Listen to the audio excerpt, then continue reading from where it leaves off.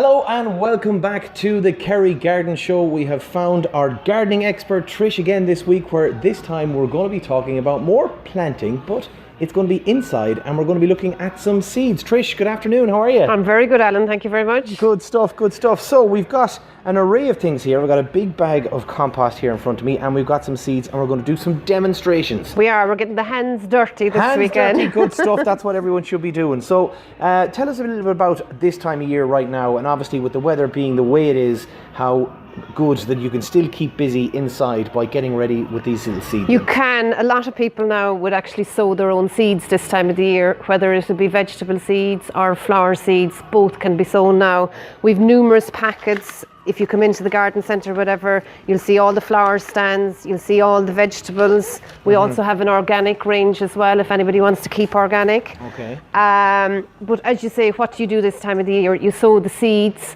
It'll be a couple of weeks then before they come up a little bit. Some of them come up in a week, some of them come up in 4 or 5 weeks. Yeah. And then what you do is you actually put them into bigger pots. So maybe throughout the growing season, we might actually show that as well as we're going along, as to sowing the seeds today, when they come up, what they look like, and then how to transplant them into bigger pots. And good, you might even use me as a test subject. I might take these home. Although, would you trust me with them, Trish? I don't know, but anyway. You haven't seen my garden yet, but no, it'd be great because again, you know, it's something easy. Now, like we start off with these trays, Trish. So these trays, very easy to get. They are, like we have them here now as well, but this one is a good quality one. It's good and strong. This can be used from year to year. Okay. Now, if you did use it last year, make sure that you're washing it well and sterilising. Because of diseases and everything. Have anything coming no, in? Definitely not. So give it a good wash. Ordinary hot water, very liquid, that'll do fine. Wash it out again and dry it, and you're ready. We also have these ones here then, which are recyclable plastic. Now I was delighted to hear that, because obviously everyone is very, very conscious of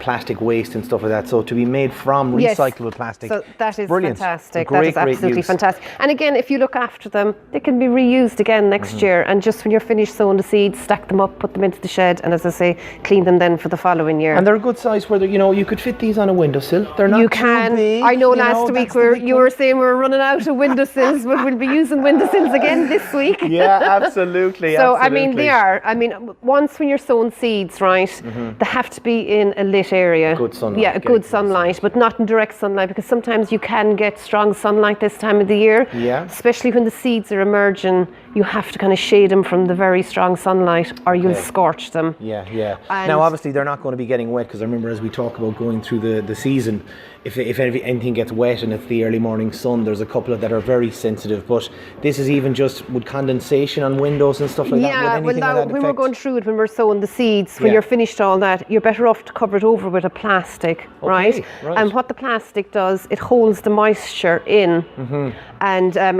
and it keeps it nice and compact, and it keeps it warm as well. Okay, yeah. But again, if the sun is directly on that, because you got plastic, you got droplets. Okay, yeah. You want to be careful with all that as well. You can get quite heat for something that is very so fragile, just starting out. Oh, definitely, yeah. Now, there's also a lot of holes in these, Trish, as well too. So again, you'd kind of be wondering about putting something underneath it. Well, yeah. Apart from that, first, as you say, there's holes in it. Yeah. If you're using any tray or any pots or window boxes or anything like that, make sure that there is holes in it, because you want drainage. Otherwise, if there's no holes whatsoever in it, it would just be standing in it's standing in water, and the seeds will rot, because these seeds are very, very delicate, so they'll only rot. Now, as you say, if you have that on your windowsill, what I would recommend doing is taking the tray away. You can go outside. If you had a big container full of water, the way I would water this, rather than watering on top of the seedlings, because you need a very fine mist, right? I know what you're saying. So if you had a big pan of water, right, but make sure it's tepid. Don't have cold water, because that'll frighten them and it'll bring them back. Just then like as us well. In the morning when they turn on the shower, like. You're not going to put your toes in cold water in the morning. Yeah. So if you have a big pan of water, right, and you must stay with it now. You don't leave it there and walk away, and you just put it into it, and let it sit in the water. The first time you see a little bit of water coming in one of the corners, That's it, it's ready. Okay. Even though the rest of the tray might look dry, once it's wet in a corner, that means the whole tray is taking up the water. For all intents and purposes, you're watering from the bottom, really. You're watering from the bottom up, and that stops any dampening off or seedlings rotting or anything like that when they're getting bigger. Great. Again, people are going, how do I know when to water? Do I water every day, twice a day, 3 times a day, whatever? Yes, a big question with any of these. Again, I suppose it's a matter of getting used to these, but if you lift the tray and if it's kind of light, or if you see it cracking on the top, the soil cracking on the top, you'll see it's dry. You might, like, depends the situation where you have it. If you have it in a very warm place or whatever, it might dry out every day. So every day, just put it into your water. But again, as I say, make sure it's kind of tepid water rather than cold water. Okay, yeah. So I suppose the next thing then is your compost. Yeah. What sort of compost do you use? Now, the best one is to try and get a seed compost.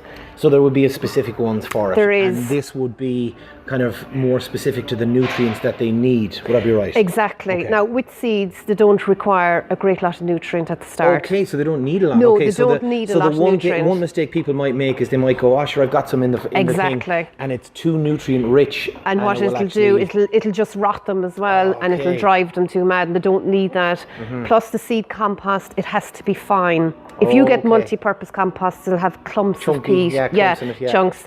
You can't have that with seed, so it needs to be very, very fine. So, I mean, people that are on Facebook now, you can see that compost that we have. It's completely free. Now, if there is any lumps in it, make sure to break them up. Break them up, that's it. Now, you will get a bit of this in it. If you do, just throw it to one side. So let's get started. Right, what are we going to do? We'll just get some of this. So plenty of handfuls. Plenty of handfuls and put it in. So anyone who's listening on the radio, so Trish is just going into the bag of John Ian's seed sowing compost, and she's filling up. Now, again, would you fill it right up to the top, Trish? No, or give it an inch or so? Give it about an inch from the top. Okay. So what you do is, the most important thing is that it's level. And why do you want it level? It's because if you are watering from the top, the water might actually drain down into one side or whatever. And when you're sowing the seed, then you need to firm it down. Now, what I'd actually do is get another tray and stick it into it and firm it down like that. And that's also going to give it a nice balance. Exactly. Kind of thing as well. Or some people just get a block of wood that will fit the exact size and just put it down and just to firm it over like that. Yeah. But you don't want to stand it. It's not too compact. Oh no, definitely not. That'll prevent anything from kind of going through, Trish. They won't germinate properly then, like, or whatever. Yeah. So that is nice and level. There is a couple of clumps in it. Just take them out, or just to loosen them out. Break them up. Break it up and stuff like that. Now, so what are we going to plant? We're going to plant something simple, Trish. Something simple. We're actually going to plant some marigolds. Oh, lovely. Now, marigolds are lovely flowers. You'll have them. You plant them out in your garden kind of May, and they will flower right up until October. Hold on, I'm just checking. It's March. It's March now, so we've got a bit of time. Early. We start now. Now, with seeds, there's all different types of seeds. These ones are funny looking ones, really. Okay. They're black with a white head in it, right? Now, with seeds as well, it's like the potatoes last week. They're all certified. Yes. They're all hybrids. They're all disease. Now, I know you can, your marigolds from last year, you might have let them set seed and you kept the seed from that. That's fine as well. Go ahead with that. But these will be certified and you can be guaranteed that there will be no diseases in them. Right. So they'll germinate. And it's so funny, I automatically assume that a seed is going to be circular, but it's not. That's These why are I actually took this one just to show you that they're all different. Now, when you're sowing seeds, you sow them very finely. So basically, I'm just scattering them out. So there's not a top and a bottom as such? No. I was thinking you might have to stick them in. No, these lie flat down. Okay. So you just kind of put them in like that. Right. Try not to have them touching against each other. So you're spreading them out with your finger? You're spreading them out, and that should do it. Now I'm only going to do a half a tray with this. Okay. And we'll show you then how to cover it. Right. Now, a lot of people, you can cover it with compost. An extra layer of compost.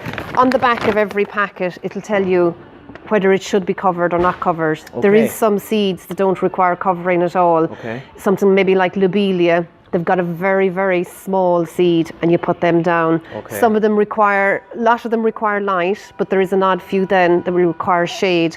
So what you'd actually do with that, when you cover the tray with plastic, maybe airboard or a bit of black plastic or something that will cover it over in darkness. Now, as I say, when we cover it, you can cover it with the compost or you can actually cover it with this product, which is called Vermiculite. Okay. Now, it helps keep the moisture and the nutrients in the compost and in with the seed as well. Is it a type of sand or something? It looks No, very it's sandy I don't know the exact. It's stone. No, it's not stone. Sorry. It's a mineral. Vermiculite yes. is a mineral, Yeah, right? yeah. And then, as I say, it holds the nutrients. And it prevents them, and it keeps the moisture in as well, so that you don't have to be watering as well. This one is called Grow Sure, again from Westland. Yes, and it's vermiculite. Vermiculite. Vermiculite. That is it. Now, I would use that all the time, really. I find that better. So a bag of that is is very handy. Yeah. And like the bag that size will do loads of trays because it's only very light. A light thing along the top. Light covering. So today we're just going to use the compost. Okay. Now, if you have a sieve at home, that would be better again. Okay, because so again, the finer it goes. So I'm just barely covering them. Okay. There's no 2 or 3 inches on top of it now or anything like that. Very roughly now, folks, anyone who's listening at home, she's literally just getting a handful and kind of sprinkling it just over and breaking it up as she does it and just lightly putting it on top so that all of the marigold seeds are covered. Exactly. And the most important thing then as well is to label it. Put the name of it. Now, usually what I do is I'd put the date behind it as to when you sowed it, put the name and the variety of it. So these are just little tags? They're little tags. You can stick it in. There's a pencil in there as well. So the pencil won't get washed off with the water, or you could use a permanent marker and just stick it into the side of it. Okay. So after we put these down now, are we looking to put a bit of water on them straight away? So what I do is you get your watering can with a fine rose. A lot of the watering cans come and the rows will be kind of quite open. So you're talking about the holes at the top. The holes at the top. You call it a fine rose. A fine rose. Okay, sorry, so that's something I didn't never heard that before. Now that's a new one on me. Yeah. You can actually buy the heads for a watering can. Yes, I've seen them, of course. And you can get fine, or you can get medium, or you can get coarse. So with your fine rose, it's just a quick watering. Okay. Don't stay on it now that you have a flood coming or anything. A quick watering. So what you did there now, folks, on the radio, she just flicked her hand over. So it's just pretending we have it. We don't actually have any water with us, but yeah. And I suppose I forgot to say at the start as well, make sure the compost is moist. Now, a lot of the bags that you would buy is moist enough. They but say dry, if you have it from last year and it's dry, fill all your trays first, give it a watering, then put down your seed. And then put your covering over it and your labels and water again. If you had a little kind of a spray can, would that work as well too, to give a fine mist? A mist. Would that be good? That's fine now. Okay, but when the seeds are growing, they need to get it right down into the compost because that mist will only do the top of it. Okay. So where do we put that now? If you've got a conservatory, glass house, tunnel, anything like that. Bay window at the front? Bay window, anything. Now the only thing is when the seedlings come up, these marigolds now, they should germinate with maybe 7 to 10 days. Okay, you'll see the really seed. They're actually quite fast. Wow. Yeah, they're actually quite fast. So they'd be one of the fastest ones. We also have other ones here now. It is. Say if we were going vegetables now, you have another fast one. Actually, I don't think I have it here. It's radishes. Radishes, okay. Radishes will be ready for harvest after maybe 2 weeks from sowing. What? You'll actually have your radish. Yeah. So they're actually great. Very, very fast. I know a lot of teachers, they would grow. Do it in schools, just to show the kids. Radishes are fantastic because kids don't have patience waiting for seeds to be coming up. They won't eat them though. No, they won't, but they look lovely. They look That's lovely. The thing. They'll cook them, cook them. They'll grow quick, but they won't cook and eat them. But, exactly. Yeah, but you've got lots of other great selections at the moment of all the lovely now, seeds. you were saying with the seed then as well. That's lettuce seed then. Okay, now that looks more like what I'd so expect. again, now the other half of the tray we'll just use it. You don't have to do the full tray with marigolds. Okay, flowers. You know, you could have, and then again. Mix a little sprinkling, and again, just very, very fine. Yeah. It's just in between your fingers. There's no kind of, well, I suppose there is probably little shakers and things like that, but I just find the fingers is just as good. Now again, just to take it a little further down the line, so what are we, like once we have them in this tray and we're keeping them moist and they start to germinate, yes. Are you waiting for a time, or are you literally just looking outside going, okay, we've gotten over the bad weather, now we can transfer it outside? No. What's the time frame really? I'll tell you what happens now. Say for example, your marigolds now come up in about a week. You leave them grow until there's what's called two true leaves coming up out of them, right? Yeah. And you'll even grow a little bit stronger than that. And then what you'd actually do is you transplant them into little pots or trays or egg cartons or something bigger, or little pots. And you'd grow them on that. Yeah. And what happens then is that they produce a root system and they'll be strong enough so then. It's basically you're just taking them out, you're separating them, and you're making them, giving bigger them their own and little space. And exactly. I can grow here a little bit stronger. Yeah, like you would not be putting any bedding plants or anything out early. You know, you still have the time to do it. So, as I was saying, you cover it over with plastic. Okay, so are we talking a cling film or... Cling film, a quite clear plastic bag or anything like that. Yeah. But once you see an emergence of a little seedling coming up, the little bit of greenery, you take off your plastic. Okay. And you leave it grow away then itself. Right. Okay. Yeah, and that'll be it. Okay, good. Now, I suppose the other thing a lot of people say, can I get some soil from the garden? Can I use that in the trays? I think people see. Or even from the compost that you've been maybe, having over the last while. Compost, I suppose, depending, you'd need to mix it with a seed compost as well. Okay. But as I was saying, they don't require strong nutrition. Okay. So the soil from your garden, why we don't use that, it would be too heavy, there wouldn't be enough drainage, and it wouldn't be sterile, which would be the most important thing. So you could get an awful lot of diseases or dampening off, because the roots are so tender, and if they, if it's too strong or anything like that, it won't do them good. So we could basically have a couple of these trays and it doesn't matter, as you said, about mixing the flowers. It doesn't. Just make sure you label. Yeah. And that's it. Yeah. Make sure you label, and that's it. Yes, exactly. And what sort of other stuff then? We got some cabbage. We've got some tomatoes. Have tomatoes now. Like, these are always very popular. If you were sowing tomato seed, it would take them about 6 or 7 weeks. For them to actually come up. Right. So you need to be sowing. Don't lose heart. No, but you need to be sowing your tomato seeds now. Oh, now? Okay, sorry. You need to be sowing them now, because if you think 6 weeks from now it would be April, and then you must grow them on a little bit, and they'll be ready then for sowing as plants. So a lot of people will be out in their polytunnels and stuff, clearing out, basically getting rid of the soil, getting in new soil, and getting it ready and starting to plant those now. To plant the seeds, and get the kids involved. They love it. Brilliant. They absolutely love it. With the tomatoes, you've got your cherry tomatoes, you've got your big tomatoes, you've got your beef tomatoes. They're the radishes. And then lettuces, you've got your red leaf lettuce, your iceberg lettuce, your head lettuce. You have your own salads and everything going through. Now, I was going through some of them now, and they're very specific. Like, some of them are anti-blight as well. You were talking about the carrots. That's right. It's carrot fly. Oh, carrot fly. Carrot fly would be a huge problem for carrots. So there's a couple of varieties. One here is, I'll let you pronounce it there.